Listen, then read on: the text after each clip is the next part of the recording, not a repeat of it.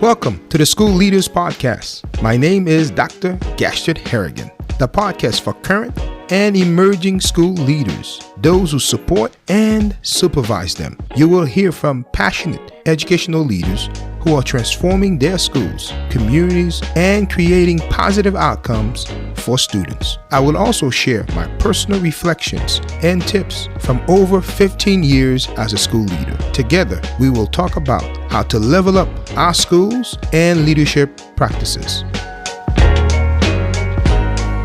Hello. Welcome to the School Leaders Podcast. This is your host, Dr. Gastred Harrigan. Thank you for making the School Leaders Podcast part of your growth journey.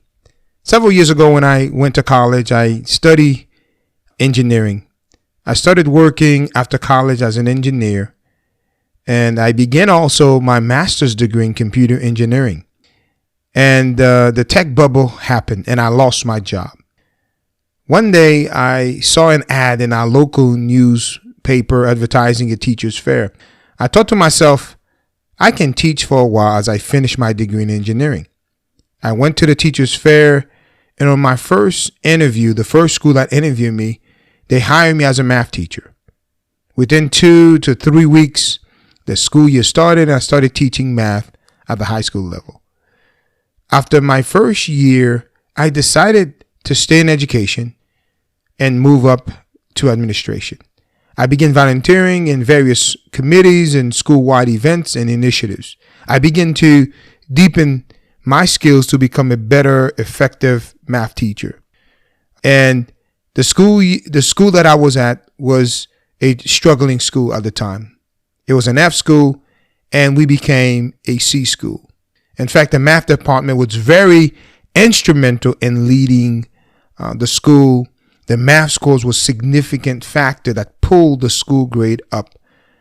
And out of the 27 math teachers in my department, I was fortunate to be in the top 3 math teachers with the highest achievement scores.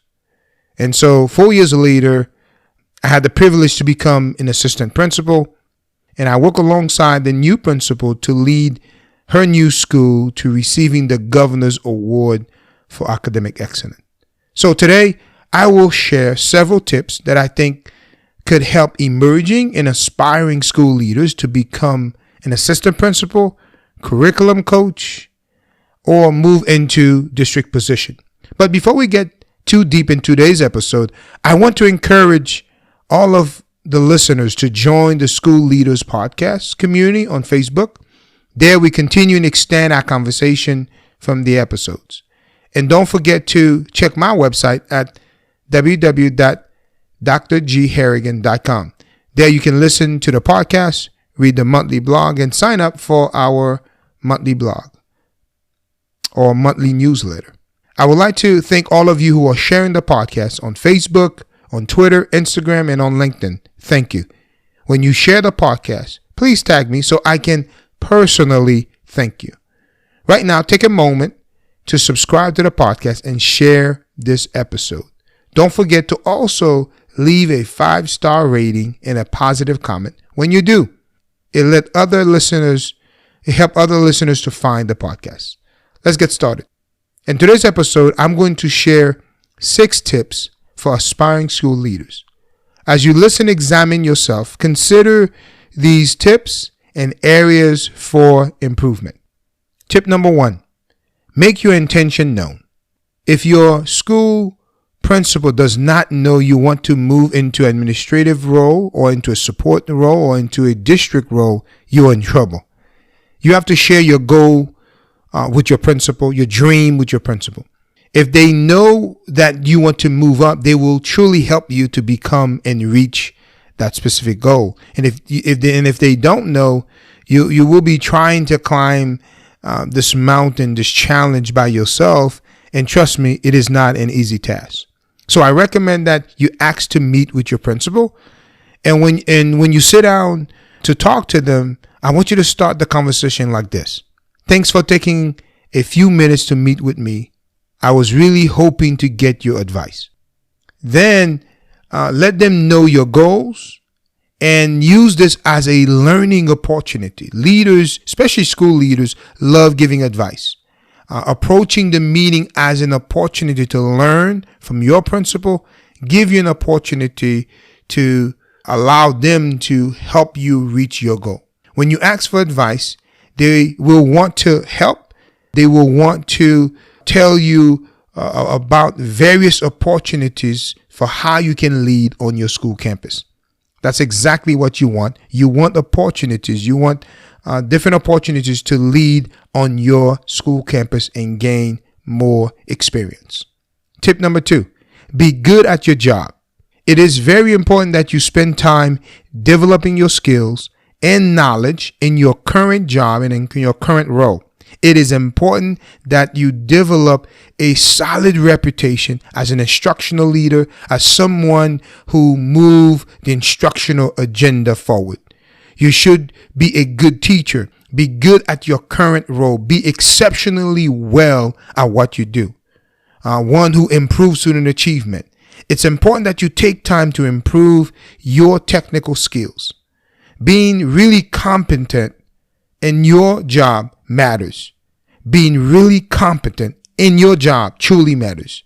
You have to be good instructional leader. You have to know instructional strategies and have a working knowledge of good management skills and instructional skills, not only to impact your own students, but also down the road you will use those skills to be better at your job. It's important that you build and maintain an excellent personal reputation as an instructional leader. Be good at what you do. That's the first most important thing, is to be good at your current role, because it will be the foundation, the springboard to the next level. Tip number 3, seek growth opportunities. Seek growth opportunities. Make yourself available and volunteer for committees, for clubs, school-wide events, and initiative. Find ways to help and assist the leadership team. You see, your principal and the administrative team need your help. Hopefully, your conversation with your principal has already resulted in some new opportunities to help. You should also talk to your assistant principal. They are likely to be overwhelmed, overworked, and they will be more than happy to give you valuable experience by allowing you to take on certain tasks around the school building. It could be monitoring the attendance, dealing with student discipline, tracking at-risk students, taking on a school-wide initiative, or simply helping to take on responsibility around extracurricular activity or even sport events. Whatever the responsibility that they decide to share with you, make sure you take advantage of the opportunity. If you turn down too many opportunities, they will stop asking you. And if you are turning down a lot of opportunities, are you sure you really want to move into a support role, into a district role, or even into the assistant principal role in the first place? So it's important that you seek opportunities for growth to develop and do different things around your school. Tip number 4, solve a problem. Look for ways to add value to your school campus. What problem can you solve? It is important on many levels. So it's important as you walk around your school, as you do your job, that you have a keen eye open for various problems. Don't just join the group of folks who just complaining about the problem, but make sure that when you find a problem, you are coming up with different ideas, with different ways to address and solve a problem. Listen, it's easy for everybody to see a problem, but it takes a leader to not only see the problem, but to come up with possible solution for ways to address a problem. That's important because, number 1, it will obviously help improve your school campus, which should also positively impact students. Number 2, it will get you noticed. When you solve a problem and you become a problem solver, it helps you get noticed and it separates you from the pack. Number 3, it will give you specific examples that you can speak to when you get to that support staff, that district, or that assistant principal interview.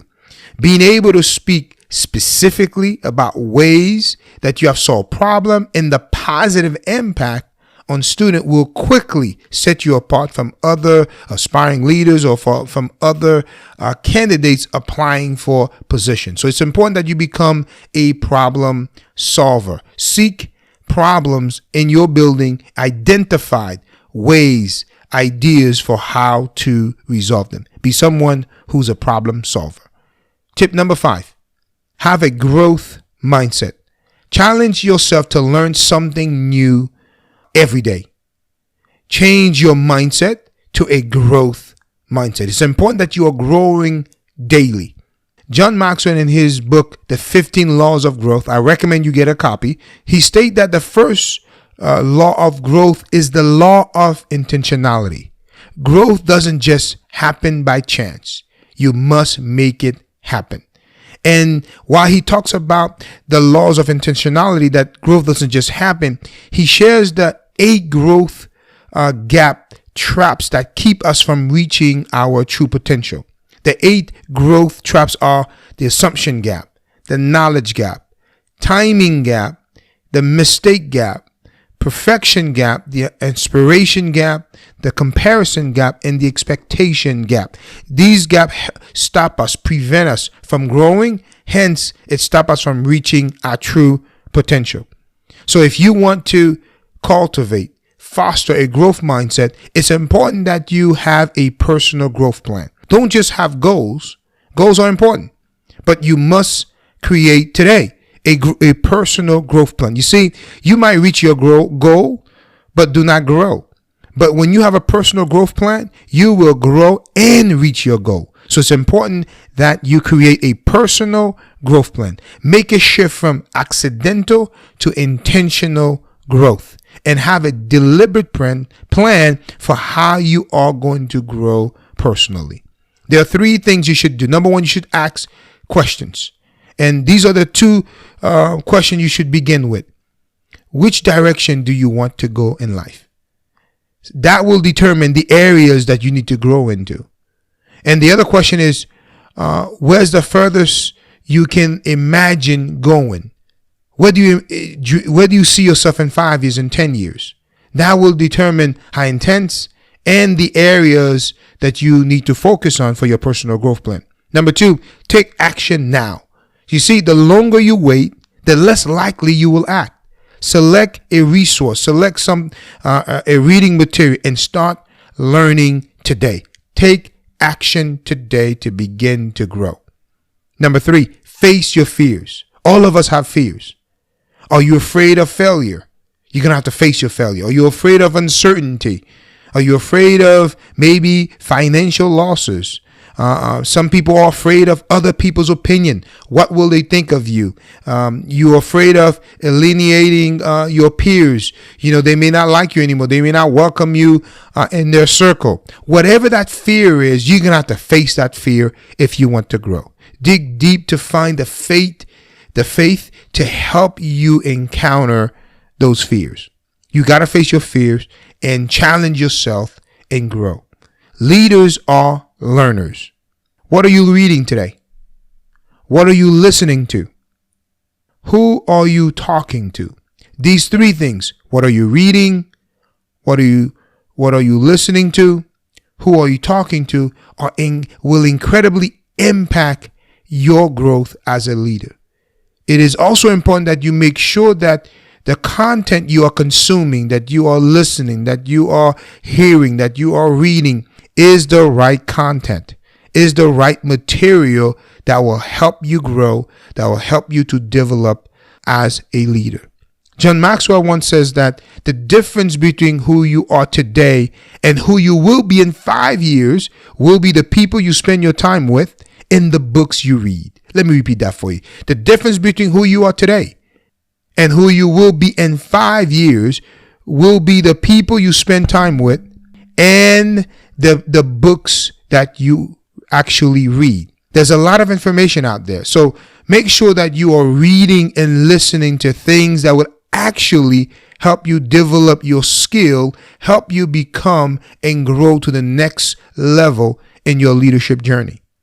If you want the best strategies and the best resources as a new and aspiring school leader, I encourage you to subscribe to this podcast. Go on my website, www.drgharrigan.com, and sign up for our monthly newsletter. We will provide you with material, with resources, with ideas that will help you to continue to grow. It's important that you have a growth plan and that you are feeding yourself and learning and growing on a daily basis. It's important that you have a growth mindset. Tip number 6, develop relational skills. Leadership is a people's business. Successful school leaders must have people skills. You must have people skills if you are going to grow into a support role, into a district role, into an assistant principal role. We are in the people's business. And the way we conduct business as leaders is that we have to have people skills. How we talk to people, how you build relationship with people is very important. Leadership is influence. And building relationship and trust with staff and teachers and stakeholders become very important. You have to be able to build relationship and make authentic connection with teachers, with staff, with people around you in your organization, with all stakeholders. Phil McGrath said that the most important relationship you will ever have is with yourself.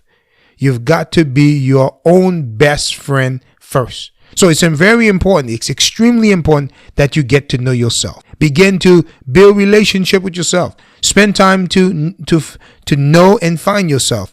Get to know who you are as a leader, your strength, your challenges. Discover your passions, your joy, your fears.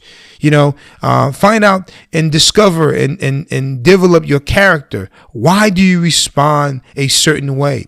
Learn and become more self-aware. By knowing how you respond, how you work with other people, that will help you know how to connect with other people.